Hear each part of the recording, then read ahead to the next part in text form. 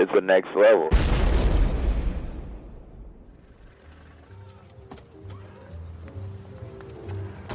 Jesus, Carl. What a mess! Ugh. Sissy mad at me? I wouldn't exactly say she's happy. She tell you that, or you just speculate? You lied to her, Carl. You said you were going to work and you came here.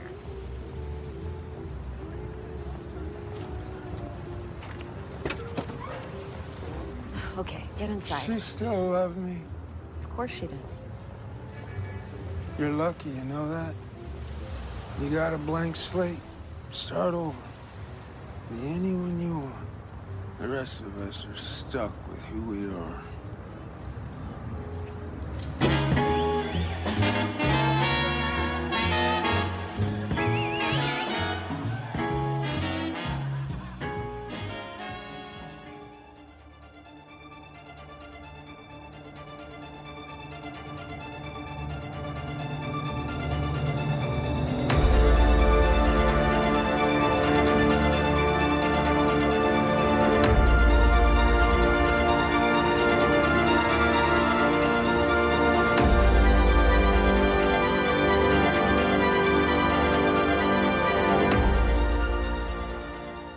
Hey panelers, welcome to the show. I'm Mark.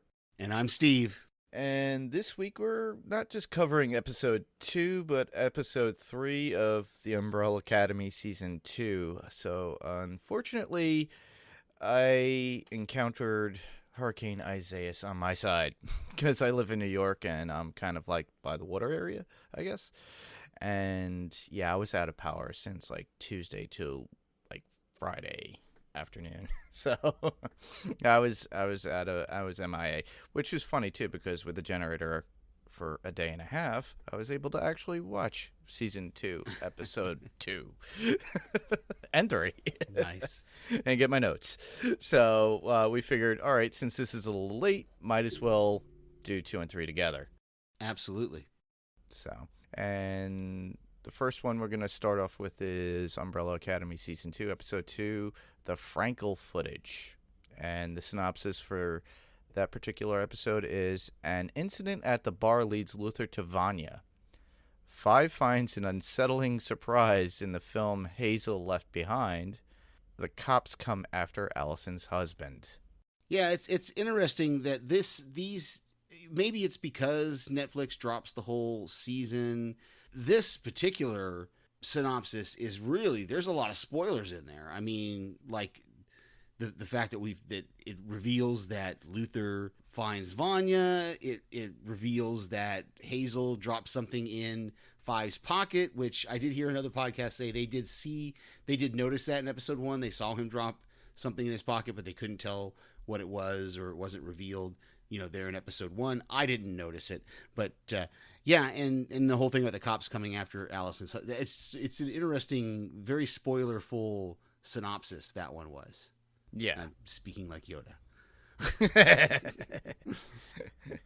So with that, we should get on to our top 5s. Absolutely. Can we go home now? Why don't you start first? Sure. I think we got very similar top 5s, but I love that we got kind of a little bit of the handler's backstory here, and we see what happened to her after Hazel shot her. We all thought that she was dead. That's what I thought. I just assumed, okay, we're not going to see Kate Walsh ever again. But then, of course, she pops back up, and it was interesting that she thinks she's going to be back on top. She walks in, she throws her coat out there and nobody grabs it for her. She goes to her office and she opens it up and there's this fishbowl behind the desk, and she finds out that she's been downgraded to basically the position that she was giving Five. In fact, give her Five's desk, and his nameplate is still there. And I love that little throw she does of the nameplate. It nicks that guy Herb's ear, and sticks in the chalkboard there. But yeah, I will say I was pleasantly pleased to see the return of the handler. Yeah, definitely. That is my number 5 as well. And, her demotion in the company and then being replaced by a fishbowl-headed person, too. Sentient fish. That's, yeah. Yeah, which reminds me of one of the characters in Hellboy 2. And I'm forgetting the character's name, but he was like a puff of smoke in that one. He had a bullhead, but he had a smoke and everything, and that was his whole gimmick.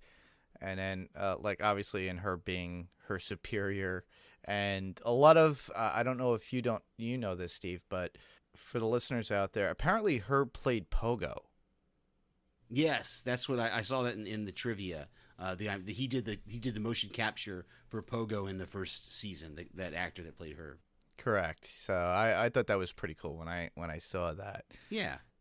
And she has a lot of motivation for revenge now.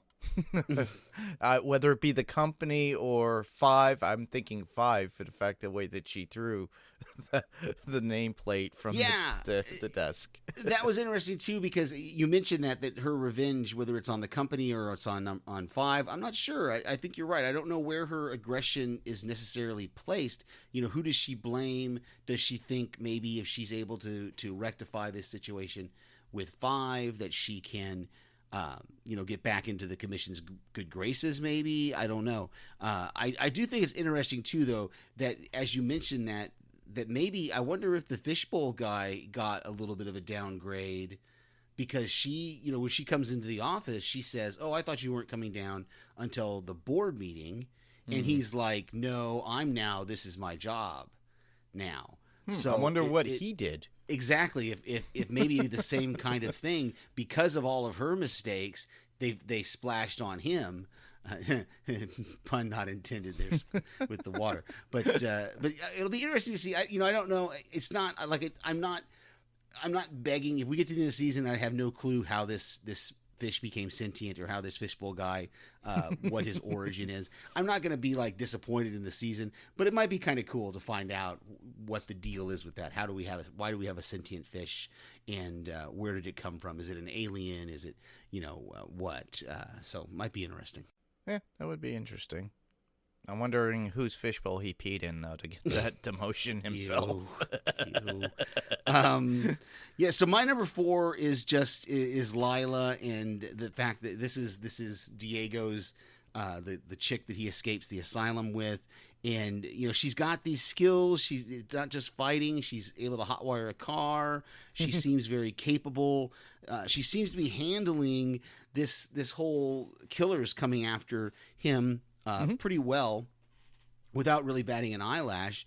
And I love that her and Diego's conversation in the car, where she says, you're a book that's written for a dumb child, and something like that. But then, Five finds them. He zaps into the back seat of the car. Yep. And I'm not really sure how he figured out where they were. The only thing I can figure is that the writers, producers, whatever, they want us to kind of think that, maybe Five, he knew that Diego wanted to go after Oswald, so maybe he went to Oswald's house and Diego wasn't there, so then he went to the book depository and he saw them in the car, and that's why he was able to pop into the car. But it just seemed a little coincidental that he was able to find them so quick. And then, of course, that scene between Lila and Diego in the closet there, where she's just kind of breaking down and he's trying to encourage her and lift her back up again. It was really, it's good to go from, we have this really hilarious scene, and then we switch to more of a dramatic kind of scene that does have some funny undertones in it, but it is really more of a dramatic scene. Yeah, definitely. I have to laugh the fact that, that would be my number 4 too. It's funny how ours sync up, and I think I threw my notes in like a week ago. Yeah, and I tried not to look too closely at them. So yeah, I always go with the idea of like, I'm just going to drop them in my section, and that would be it. Exactly. But it's pretty funny how they just happen to be similar. But yeah, she's so interesting, this chick, Lila. She is really crazy in my mind. She's Fruity Loops. But, she's Indian and has a British accent. Well, you got to remember, by the India was a British held province until like the 50s, or maybe even later than that. So there's a lot of British people in India. So I think that there's a lot of I think people may need to have more of a British accent just because of the Yeah. influence that the UK had on that Exactly. country for so long. Yeah, and also the fact that she's in America, though, that's very odd, you know? Yeah, yeah. Well, and because we've already watched episode 3, we do know that there's more to her than that, but we'll discuss Correct. that when we get to When we episode get to 3. that, yeah. Right. Yeah, and I found in this episode, though, she's very manipulative. You know, that was the first thing, and I'm like, yeah, this is making me very curious about this character. Do I trust her? Do I like her because she's so quirky and wacky, but I think Diego found someone that he really likes, sort of, you know? Yeah, they click. They click. They do. For sure. They do click. So that brings us to my number 3 Yes. here. Okay, maybe I just completely missed it in the last season. Did Klaus have those tattoos, the hello goodbye tattoos in season 1? And I just recall in season 1. he must have though, because I can't. He Everything that I've because- seen picture-wise for season 1, he has them. But Okay, I then- don't recall them when I was watching it. right. Okay, I didn't pay so, attention, I guess. So he probably I remember when the EMT is in the first episode of season 1 or whichever episode it is that the EMT brings him back to life. I remember seeing something on his hand, but I don't think we could actually read them very well. Exactly. So maybe that's why we're both kind of blanking on it. But he must have had them because Allison, as soon as she saw them on the other guy, she's like, "Where did you get these?" And if she hasn't seen, so he obviously had them before they traveled back in time. I thought that was really cool. The whole TLC lyric that's also in the other guys, the movie, you know, and the whole coincidence of him meeting Allison's husband there in prison, and then I love the fact that that he gets released, and they said they got a call from the governor, and he says, "Well, I don't know the governor, but I know some of his wealthiest benefactors." And so I love, and I again, because we watched episode 3, this is kind of a redundant statement, but I do hope we get a little bit of this guy's backstory and we are going to get his backstory, or a little bit of his backstory at least, in episode 3. We find out why he has all this money. Yes. Yeah. And don't go chasing waterfalls, everybody. Yeah, exactly. Stick Oh, to and the then rivers. I love the fact that he there at the end we see him break into his own mansion, you know, with the rock, and Ben's sitting on the couch, and Ben's like, the key's under the mat, but you know that the key was under the mat. Yeah, And Ben's always there. so yeah, He's always his conscience. He tries to be the good conscience for Klaus, but Klaus always just ignores it. yeah, exactly. And my number 3 would be Klaus is meeting Allison's husband, Ray, within the jail. You know, what a coincidence that was. And they play off one another pretty well. And Klaus really digs him. Yeah. To go to a 60s term. And he likes him. So, and Allison finds out that Klaus is a quote-unquote prophet of his own cult. Yeah. One of the newly found followers within the prison. So, Yeah. Yeah, that was a whole cool scene where she sees that guy's tattoos, and then she's talking to him, through the bars there, and she basically finds out that Klaus is alive, and now she's going to go looking for him. So Yeah. So my number 2 is just that whole fight between Diego and Reginald Hargreaves, and the fact that we get to see Pogo as a little baby monkey or chimpanzee, I guess, but kind of dangerous at the same time. Yep. I love that whole Matrix move where Reginald dodged Diego's knife, and then even though it bounced off the girder behind him, it sticks into another girder, so he almost dodged it twice, kind of. So I thought that was really cool. And then that fight was even though it was dark and I had to back it up a bunch of times to look at things, and it was just well choreographed. I think that was one of the best fight scenes of the show that we've ever had. So I don't know what they did in season 2 to kind of step it up, but that fight scene was really, really good. Yeah, I agree. I enjoyed it.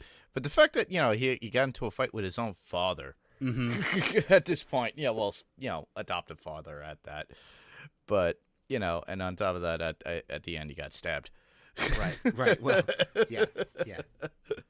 But, and the fact that, and I really enjoyed the fact that we got to see Pogo, an early version. So my hopes of seeing a history of Pogo Yeah, and even though we didn't hear him speak, I didn't notice on the first watch, but on the second watch, I noticed that when Diego walked in there was a chalkboard with a written pogo, and it looked like it had been written, like the chalkboard was like setting on the ground, and it looked like a child's kind of writing way of writing. So I think that was the chimpanzee, we're supposed to assume, that was the chimpanzee writing his name on the chalkboard. So I thought that was really cool. Which kind of adds up, too, because if you think about it, this is in the 60s. Yeah. And the fact that Pogo was like a baby at that point. And then we, go forward into, 2019 or whatever it is when we saw them in season 1. And he's an old chimpanzee with glasses. He's gray. He's older. Yeah, exactly. So we know that Pogo's been around all this time. Yeah. So, yeah, pretty cool. And then my number 2 would be Luther's encounter with Vanya. Yeah, he was on a mission to kill her at some point. He had the gun behind him and everything when he encounters her in the barn. But she has amnesia. We do truly see that. She doesn't recognize him, and he thinks it's, she's playing amnesia, and she's not. And he still thinks, she's lying throughout it, but apologizes about letting her down at the very end, which was season 1, at the very end of season 1 and everything. Yeah. And then being honest to someone who can't remember. And, she is left with a lot of questions. But Luther was elusive with getting the information about her whereabouts with that wallet that her friend's husband left at the go-go bar.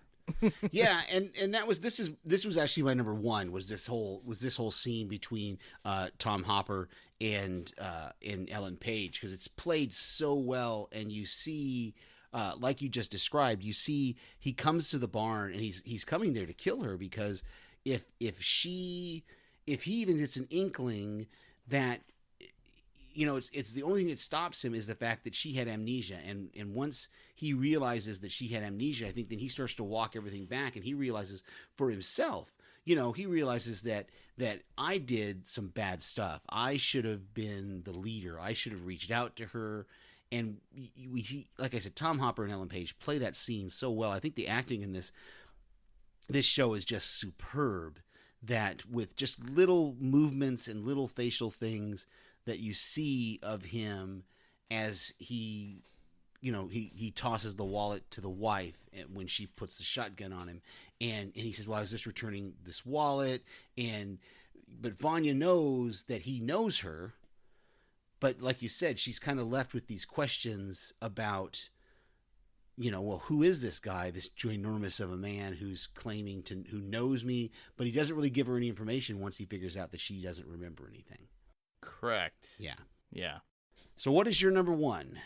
My number 1, well, that would be Diego and number 5's finding their father's company in the 60s. It looked more like a front to number 5 at one point, like a front, which it plainly looks like with all the dust, because nobody's apparently been there. And Hargreaves has a lot of secrets. Number 5 wants to expose them, and Hargreaves is seen walking around the building, but we find a young Pogo, which we just spoke about, and then we find Hargreaves stab Diego, like I mentioned, in the middle of the night. Hargreaves had really stealth moves, which you brought up, looked like the Matrix. Yeah. And the song "I'm a Man, Yes I Am" by, and I'm not sure who, the Spencer Davis Group. Oh, that was Steve Winwood's power group. Wow. Back in the 60s or whatever that was. Spencer Davis Group did that song. Cool. And, Hargreaves walks away holding young Pogo's hand as they walk away when that song is going on. And, I don't. That's another one of those things that I don't know if we're gonna get any more information about what he was doing in that kind of building, because it looked like he was making some sort of videos, maybe nuclear Holocaust type. Ways to survive a nuclear holocaust kind of video or something like that, or just training Pogo. I don't know, because we've got movie cameras, we've got mannequins, we've got all sorts of weird things in there that is not Umbrella making stuff. So yeah. So we've got a few notes here. Trying to see what have we not discussed. Vanya's amnesia apparently is real. I thought that was cool when the cop's eyes, and I didn't notice that in season 1 when she would use her rumor power, but the cop's eyes kind of got this white kind of glow across them, like a special effect kind of thing. I thought that was really, really cool. And I'm a little, now I don't think this is necessarily a goof, because I know that developing still color prints involves a lot of very specific chemicals and temperatures, and there's a lot, like, it's not just black and white like when you're developing black and white film. Yeah. And I can't imagine, I'm really surprised that Elliot was able to get that color movie with sound kind of developed, or whatever. Maybe they don't have to develop it. I guess maybe those handheld projectors, all you basically got to do is put it on a reel-to-reel and put it out there, because it was just a movie, right? So maybe that's all it was pretty much just a movie. Yeah. And from what I remember as a kid, because you used to have those 8mm with the reel-to-reel, those you didn't really have to develop too much. Yeah, and that leaves this with the next question of, then what did he have to do with it? Wouldn't you just take it out of unless you have to convert it from the 8mm to a different type of reel? I don't know. Probably. He probably didn't have the projector to use it with. Yeah, that's maybe. Why they needed it. But he's talking about emulsion and paper and stuff that he's got to go get from a film, and I'm like, it's a movie. It's not. You're not doing prints from it. So that whole scene was a little bit confusing. Well, didn't they use slides at one point to show that it was Hargreaves on? No, he backed it was a projector. It was a movie projector. He backed it up. He backed it up so that they could kind of zoom in. That was their way of zooming in, is he backed it up. And so it just a little, I just suspended my disbelief a little bit for that. Yeah. But I'm okay with it. Let's move on. And then these new commission guys, they're just crazy. This whole knife throwing thing. And I was listening to another podcast that they said this was a normal thing in their childhood, that you throw a knife at another person's feet to see who flinches, or this. I don't understand this practice. Me neither. If you're going to point a deadly weapon at me, you better be ready to use it, brother, because, don't do it. Oh, definitely. So, but it just, it's a very strange kind of, these guys are just strange. The one guy's standing there in his tighty whities. They got the decapitated head in the freezer. Of all things, that is kind of gruesome. What did they do with the rest of the body? Why keep the head if you disposed of the rest? I don't understand. Maybe it's a trophy. Who knows? I don't know. Weird stuff.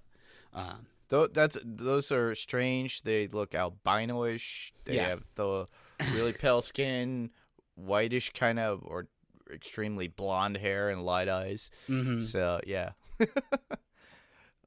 The few that I have, I went over it already with AJ. Well, that's an interesting character with the fishbowl head. It just reminded me of the second Hellboy, which had Johann Kraus. That's the name of that character that I was referencing. Okay. And he was the smoke eye with the fishbowl kind of head. Apparently, AJ is more effective than the handler, and I'm curious as to what the 743 incident was. Yeah, and I know you've already watched ahead, but I glanced through the titles, and I know there is a title of an episode. Yes, that's 743 incident. So we're. But I can't remember. We know my memory sucks. So right. So I think we're going to get that story at some point in the season. We are going to get that story with the 7. She also mentioned the. And I said it in a voicemail that I sent to another podcast, the San Mateo incident, or the something where she got the steel plate in her head. So, I don't know if we're gonna hear that story or not. Yeah, and then you already talked about number 5 not realizing that he had something in his pocket, and it's a Kodak video of all things. He accidentally rips his uniform jacket pocket to reveal that, and that's how he found it, and that was right, I believe, at the bar. Yeah. And then Luther sees Vanya, but she doesn't say anything to him at the go-go. Right. Remember, she gets in the car. She sees him, looks at, because she doesn't know him. Right. Right. So that was pretty interesting, but that was pretty much a setup to, pretty much show us that, yes, she does have amnesia. Mm-hmm. And Allison stops herself mid manipulation with her powers with the police when they invade her home. Well, her husband actually told her to stop talking. Yes. So, because he brings that up in the next episode, what she was going to do in that. Correct. So, and then the next thing I have would be Elliot seems to have a lot of stuff. Mm-hmm. A 60s conspiracy theorist at its purest. yeah. He has a dark room and a bunch of other stuff. He has a police scanner. Yeah. Who had a police scanner in the 60s, Yeah, exactly. And number 5 has Elliot develop the film of the clips that Hazel snuck in his pocket after he rubs the date off the box. Yeah, but even though they said it in the video though, which obviously he doesn't know that when he gives the guy the video, he doesn't know that somebody's going to say it's November 22nd, 1963. Yeah. But that's how the guy figured out that there was something weird going on, because he realized that video was from the future, or at least was pretending to be from the future or something like that. Yeah, and then that leads into, Elliot's realization in number 5 in Diego after he confronts them after watching the video and all that cool stuff. Yeah. We already talked about the crazy albino assassins. And Carl's wife being sensual with Vanya and noticing the calluses on Vanya's fingertips, asking where she got them.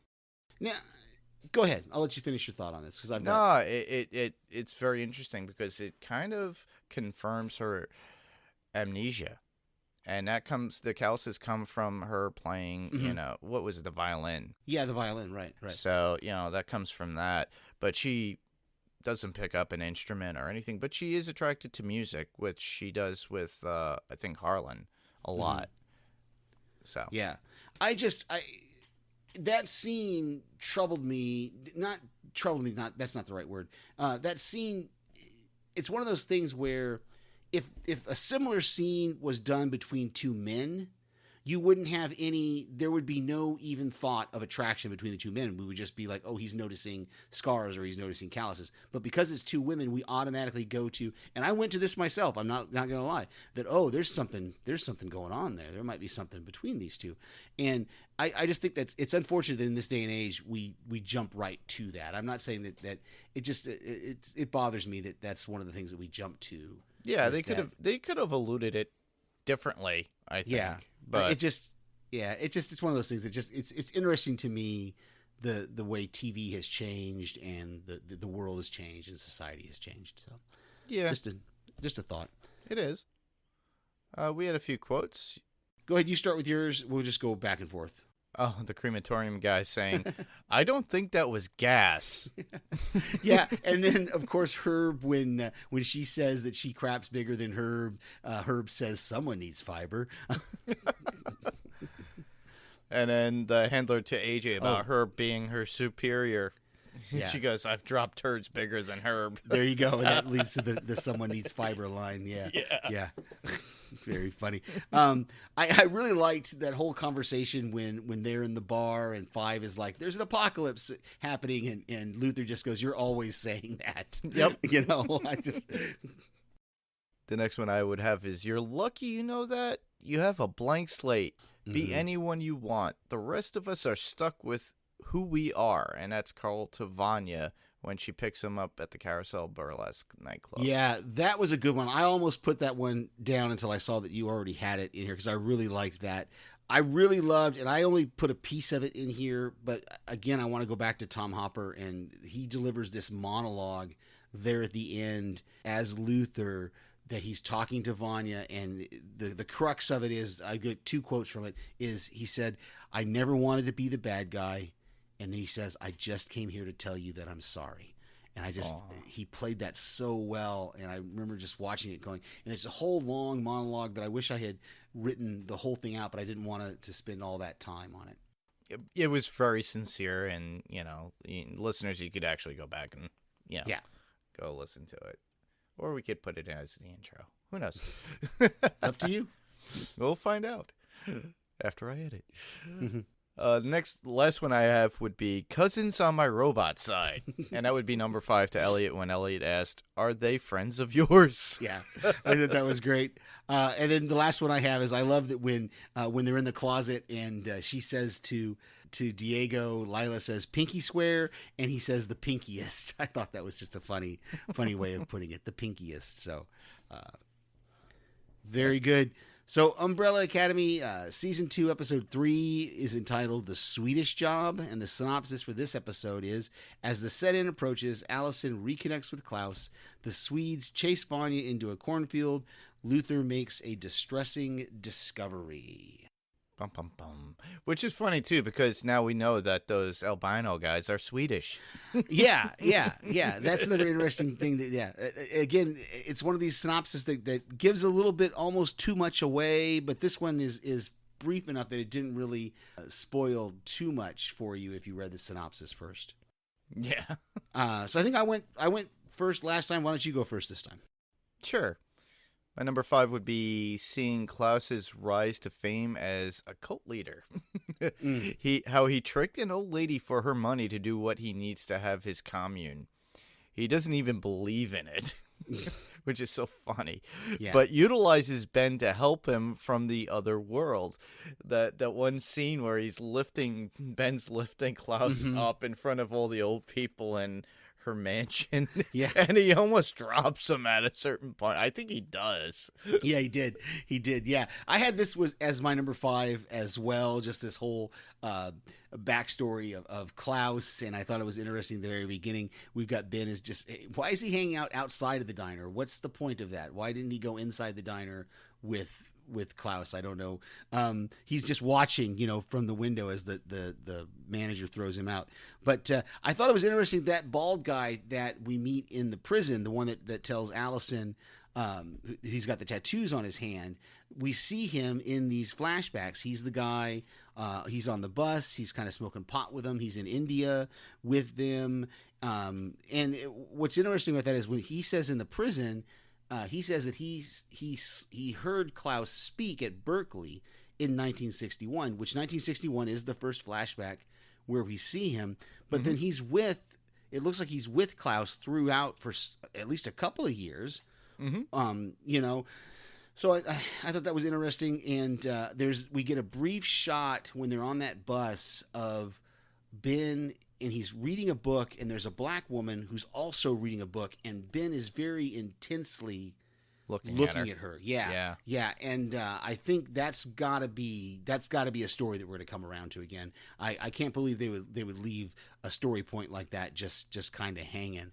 And then I love the effect there after that cold open where the flocking birds kind of looked like an umbrella. I don't know if you noticed that or not. Oh yeah, I did. They did that. That was really well done, I thought. Definitely. My number 4 would be the fact that when Five meets up with Vanya in the cornfields area, that he knows that she has amnesia and that she has her powers, but she doesn't know how to use them. Five's way of getting everyone back together slowly within this episode, it's weird. Yeah, I don't think he knew that she had amnesia. I think he just figured it out from what she was saying to him. Because I think you're right. Yeah, the way she said a couple of things at the very beginning there, he's like, "Okay, what do you remember?" And then she told him, "Well, I fell into this alleyway, and then I got hit by a car." And so, what's interesting though about that meeting, and I have this as my number 4 as well, is just the fact that Vanya ran away. Where was she going? Was she going to find Luther? Maybe.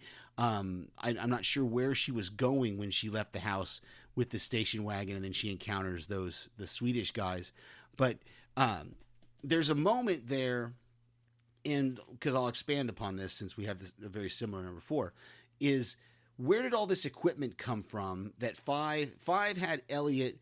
Elliot says, "We got one. Here's an instant that all this equipment you had me go get has indicated there's been this whatever atmospheric thing has happened with sound waves." And that's how Five knows where Vanya is, or at least where Vanya was. Okay, because he sees. But my problem is the timeline is very tight. I mean, it's like November, within 3 years. No, days. We're days, sir. Remember, 5 went back to November 15th. and it's been 2 or 3 days now. Oh yeah, and right. the world's going to end on November 25th. There's a 10. This whole season is going to cover about 10 days. Now with time travel, it could be a lot more. But my problem is that Elliot said he was going to need 5 or 6 hours to get that film developed, but yet he was able to gather all his equipment. They got it set up and to where it could find Vanya within. It had to be a day, right? Because they're not going to lose another. It's just the timeline. I'm trying not to. I'm trying to suspend my disbelief right here because they have created this though. They have created this very tight timeline window, this 10-day window, to where we know in episode 1, I believe it was November 25th. I'd have to go back to my notes. November 25th, which would be 3 days after when JFK was supposed to be assassinated, Yep. when the world's going to end, and 5 went back to November 15th. So this whole season's got a 10-day window to have a lot of things happen. And I'm going to help. I'm going to give them a little bit of grace because they're good writers, and I'm sure it's going to all work out in the end. But I'm a little, because we're supposed to assume that if 5 had not returned, right, that somehow in this window between November 15th and November 25th, all of the siblings were going to get back together some other way, not with 5, right? Because when 5 encounters him, they haven't seen him in episode 1, and they're dressed all in their Avengers black uniforms, and they're all fighting for the U.S. military. So what happened in the original timeline? I would love to see that. Yeah, that got them to that place in this 10-day window. Correct. You know, because I'm still so, and maybe I'm overthinking it. You know, listeners, if you got another idea, or if I'm, like I said, if I'm being stupid and overthinking it, then let me know. But I really think the timeline is way too tight for what they're trying to accomplish here. So Well, we could always suspend our disbelief and think that 5 jumped even again from one time to another to say, hey, we need to get this. Oh, yeah, okay. And yeah, I was thinking that they're going to do the Bill and Ted's thing. Where yeah, we'll just go back. Remember to do this. Yeah, remember to do this. Well, put I must the have garbage remembered, can yeah. up there and over the jail. Yeah, I must have remembered to do it because it's there. Yeah, no, we'll see. If they try to pull some of that Bill and Ted stuff on me, I might have to not like it. But no, I'm sure it's going to work out. They've created for themselves a very tight timeline here. It is, and I do agree with you. The way you brought it and the way you worded it, yeah, it does. You just have to. My feeling is the thing that attracted me to the show for the most part were the characters. The writing, you know, like other shows that we watch, like Fear of the Walking Dead, it goes a little bit crazy, and you have to suspend your disbelief hugely. Right. But with this, I think that, you know, we could give it some leeway.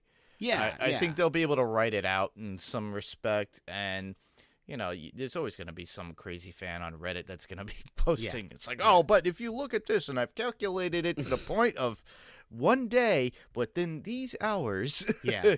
You know, you can have somebody that's always going to be like that, but yeah, you know, sometimes they you got to let it go. Oh yeah. I'm good with it. I'm not. It's not gonna. I'm gonna move on. I can move past it. I'm wondering if they, you know, did they ever do that with Lost? I'm still watching Lost, so I don't remember. I don't remember clearly. But yeah, Lost there was always an issue of timeline with Lost because, you know, the first season of Lost covers like 45 days. And then the second season covers maybe, if I remember correctly, the second season only covers like 2 or 3 weeks, maybe a month. And then we get to season 3, and season 3 is, again, it's another, like only like 3 or 4 weeks is covered in the entire season, which that's why they had the same issue with Walt, with the actor that played Walt, that The Walking Dead had with the actor that played Carl, is that he kept getting too old for it. And so the way Lost, they just wrote the character out. And with Walking Dead, they just didn't address it until 10 years later or whatever it was when they killed him off. You know, you had this kid that's supposed to be 10 years old, and he's 16, 17, 18 years old, and his character is supposed to be 12. It's not going to work. But no, Lost. The problem, that was one of the problems that Lost kind of ran into, I think, was they had these seasons. They had a whole season that covered a very short period of time. Yeah, and did they ever go back? Is the question. Did they have to go back to like certain time areas or no? Because I only watched the first season. Not within the timeline of the show. There's one season where they go back to the 70s, the 1970s. There's a season where they do, which I think it's toward the end, the last season or so, where they do what they called, I think they called it a sideways flash, because they created a timeline where the plane didn't crash. And so, yeah, I have to, it's been a while since I rewatched it, and I'm slowly rewatching it now with the We Have to Go Back Lost Revisited podcast, joint podcast of House Podcastica and the Next Level Podcast Network. Put a little plug in there for that. But where were we at? Are we at my number 3? Your number 3. Go ahead then. My number 3 would be Allison's fortitude to do the sit-in without Ray. Mm-hmm. She's very strong-willed. Even without using her powers, she's able to do these things. She has more of a confidence than she did before, whereas in the first season, she had a lot of doubt. She was always on edge. She didn't want to do anything wrong because of her daughter at that point, and now she's feeling kind of independent. And then she has Ray on her side, and I really like the development of that character. Yeah, no, I love that you bring this up, because when she has that whole conversation with Klaus, and I think this is a little bit of my number 3, because some of the Hargreaves family stuff is what I had all in my number 3, so I'm going to jump in here with that, is when she has that conversation with Klaus, you can really tell that year of not being able to speak really developed her character, because she couldn't use her power for a year. And then it's kind of like one of those things like when you talk to people who they stop drinking coffee, or they stop, or they say they're going to stop for just a short period of time of doing something. But then when they get to the end of that time, they realize, oh, I didn't really need that thing, so I'm not ever going to go back to it. And they end up never. And I think that's what happened with Allison, is she couldn't speak for a year after that injury. And when she came back, she realized, when she was able to speak, she realized, I don't need my power. I can actually accomplish things and do things. And that's what she tells Klaus when he says something like, well, did you rumor that? Why didn't you, she says that her husband got arrested. Yep. And he says, well, why didn't you rumor them? And she says, I haven't used my powers ever since that injury. And I'm very proud of myself that I got where I am today, not without using my powers. And so you can tell that she was very proud of that. And correct. So that's why it hurts so much there at the end when she uses her power and her husband runs away, and it's just so heartbreaking to see that scene.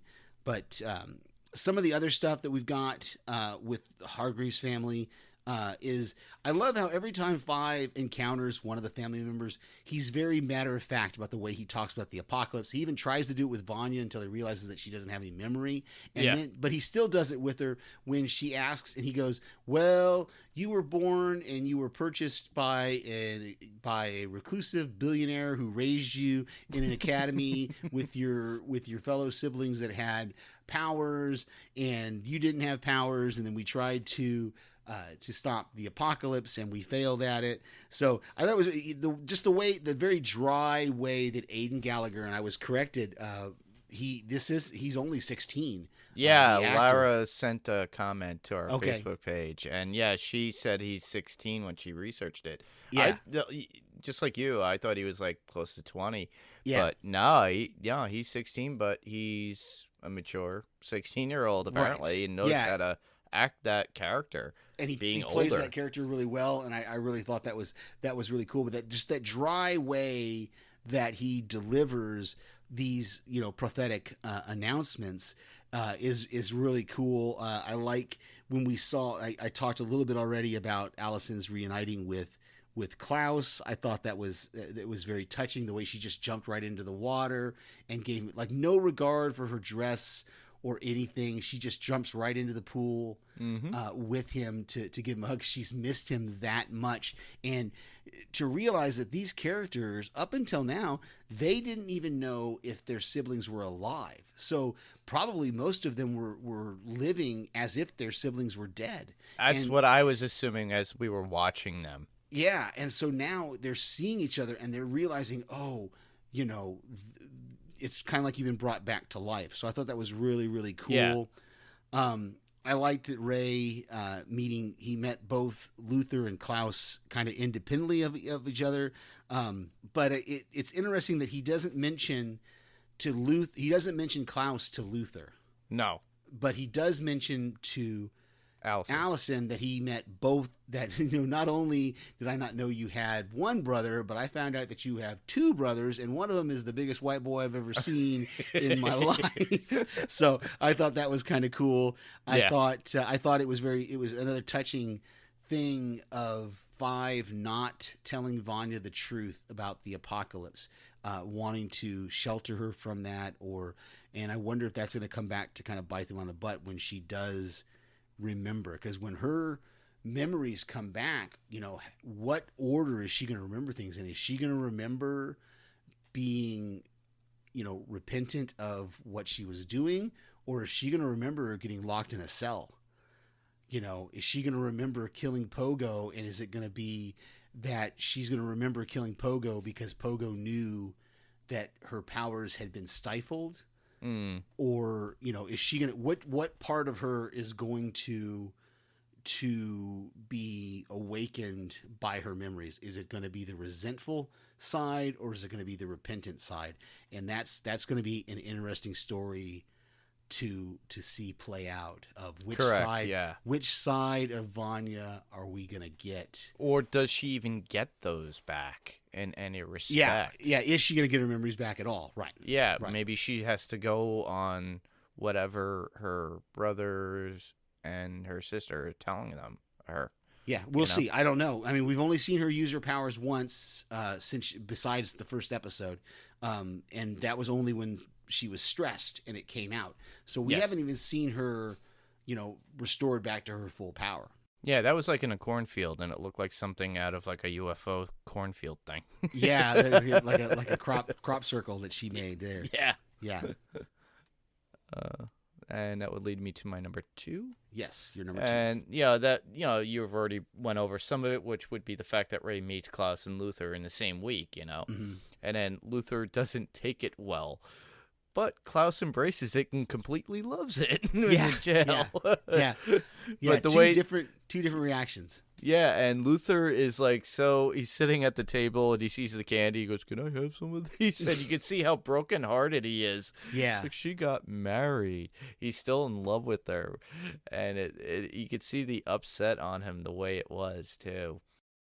Yeah, and that's another one of those things that I said, like, Tom Hopper plays it so well, is that he's just, you can see, and that's what changes with him at the end, because, you know, he's despondent because for the last a year, 2 years that he's been here, I guess he's been there a year now, he's been thinking that Allison is dead. And then suddenly he finds out that she's alive, and so he's elated. He's got this box of chocolates and he's going to see her, and then he's despondent again because he finds out that she's married and she's actually moved on, whereas he wasn't able to move on after thinking she was dead. He can only assume that, well, she must have moved on thinking that I'm dead.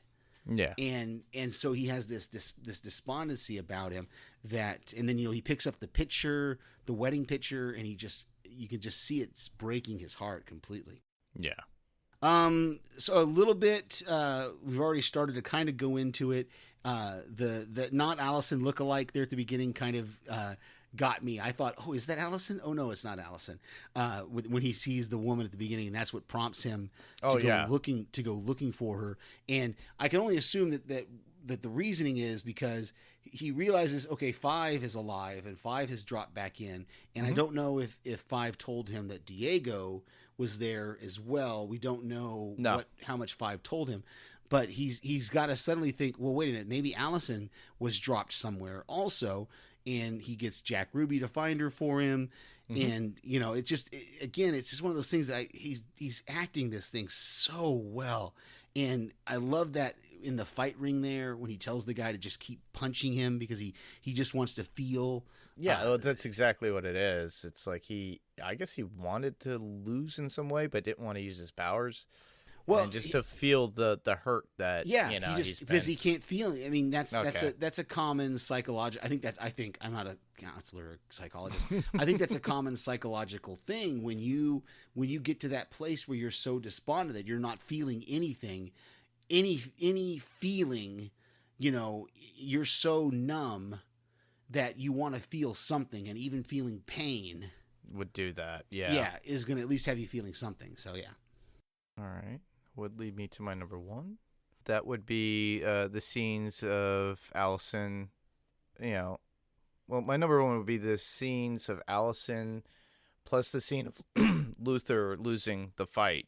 Yeah, It's as if, you already stated it, he is punishing himself. Right.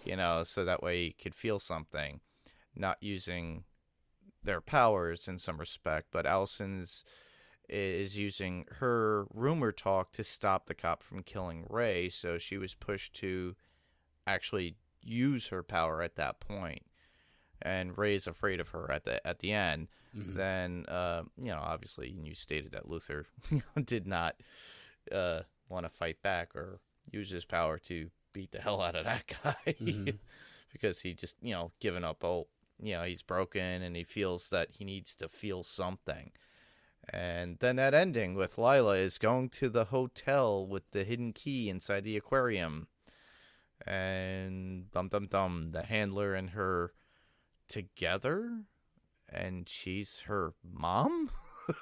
Yeah, this was my number one here, was just this whole big reveal there at the end. And it leads me to question, because she tells Diego that story about finding her parents murdered in her house when she was 4 years old from a home invasion. Is that story not true, or is that story true and she was then at 4 years old? Maybe the handler found her and brought her into the commission at 4 years old and has raised her as her daughter. I could kind of see that, because I really believe that story that I wanted to anyway, believe that story that she was opening up to Diego about. I didn't want to. Maybe it's all just a lie. I guess we'll find out. You can't future. tell with her, Right. That's what I'm saying. Is we won't find out until later episodes. Obviously, that whether that's a lie or not. Yeah. So, do you want to start with your notes? Sure. I'll start. Klaus's description of his cult, and I think you already corrected me in the notes. I did. It's a alternative spiritual community. Yes. As I guess he describes it as. I put a cultural spiritual community, but you put alternative spiritual community, which is more exact. Yeah, I thought that was pretty cool. But the way he states it, it's just like, and then Allison just looks at him going, it's a cult. Yeah. And he's like, enough about me. Tell me about you. Yeah. And the sandwich gaga with the guard. The gag? You mean the sandwich gag? Gag. Yeah, sorry. I put Gaga. I'm thinking Lady Gaga. Wow. Yeah.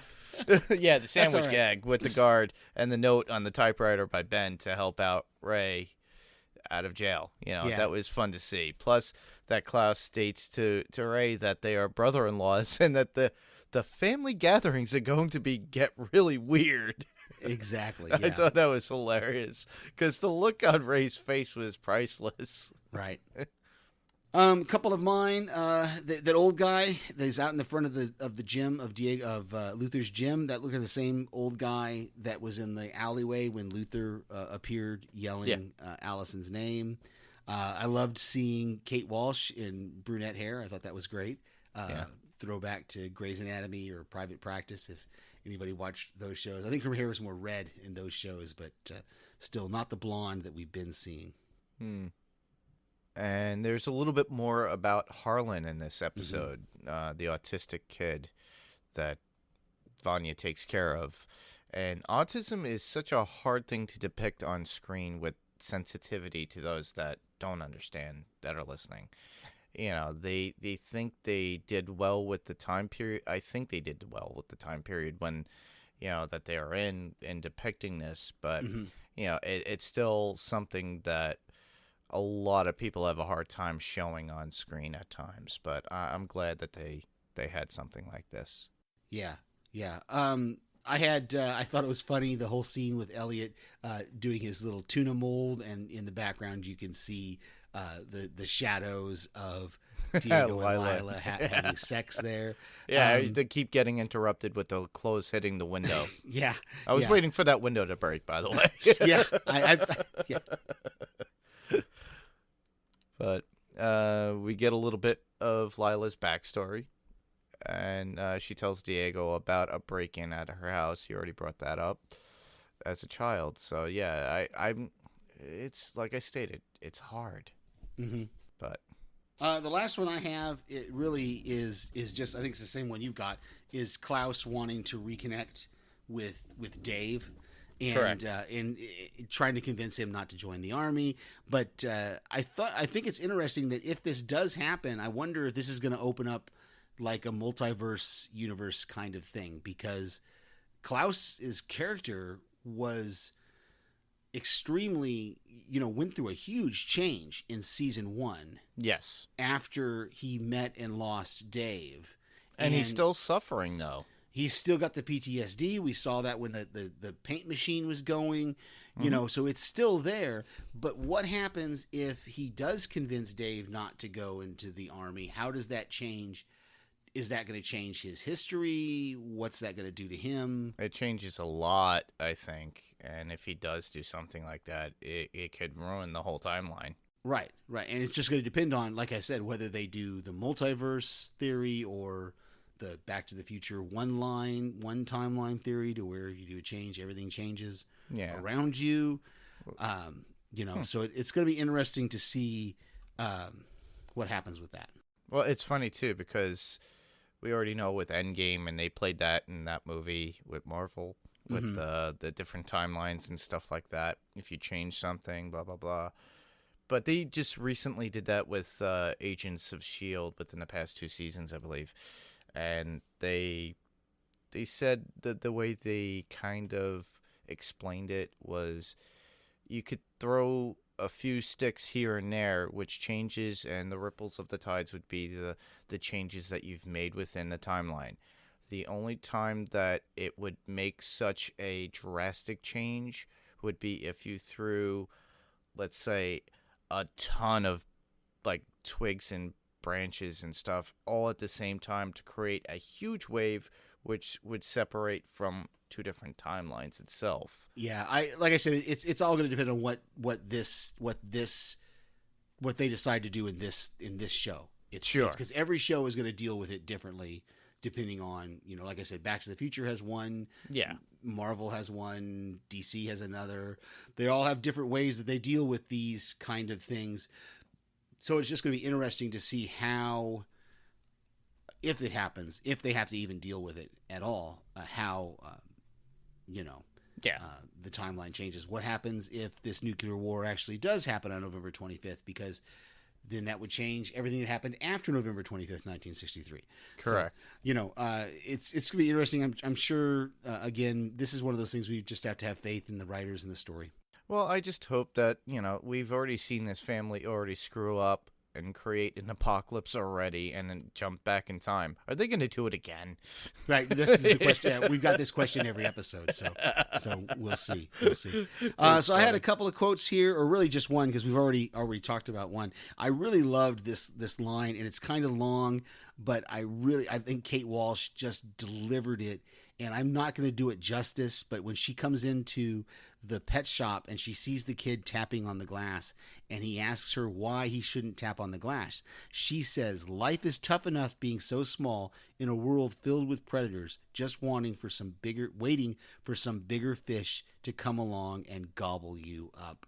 And of course, then she says something else to him that we don't hear that makes him pee his pants and run out of the store. Yeah. But that's one of those lines that's a lot of words and she's got some very strategic pauses in there. Yeah. In the way she does it, that it delivers the line. It was beautifully delivered, in my opinion, by the actress, and I'm so impressed by what these actors. And then you've already kind of talked about it, but that line from Klaus was family barbecues are about to get really weird. Yeah, I do agree with that. Her inflection though was really good. Yeah. And the way she stated that one line, I thought that was good. First one I have would be Lila Diego as she is using the soldering iron to burn his wounds together. Keep still. This thing is finicky. It's like, really? You're burning him. And then he gets unconscious after a while. And the last one I would have would be Allison asking Klaus how he got the house. And he's like, oh, you know, dicks, drugs, debutantes, my holy trinity. Yeah, that was a good line. He is so flamboyant. And I do recommend everybody to check out. There's a bunch of interviews with the actor. He's Irish, and he did another show before this that was pretty popular too. But he's just, I think it's just part of his own personality because it shows in every interview that I saw with him. So did we have any audio feedback? I checked. We didn't have any. We had one email from Brian, my nephew.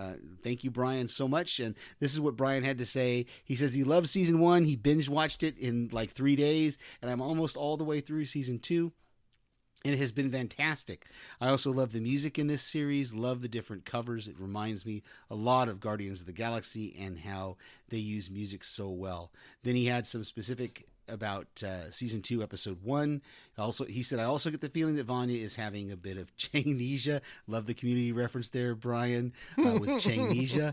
Also, she gets dropped off in October 63, and the world ends November 63 as the season goes on, and we see the relationship forming with the farm family. I find it odd that she has been with them less than 2 months because it makes us feel like she has been there a bit longer, but then she built a quick, deep connection to Leonard, which I think shows her desperation for truly belonging. Keep up the good work, guys. Brian, thank you so much, Brian. And Thank you. I think this came up on another podcast that I was listening to. They kind of talked about the short period of time that Vanya has bonded with this family, and I think the only thing we can really chalk it up to is just the sympathetic nature of the way Ellen Page plays this character. And even the mom, I think it was in this episode, it was either in episode 2 or 3, I can't remember, one of them where she says something to Vanya like, I wish I had hit you with my car earlier, you know.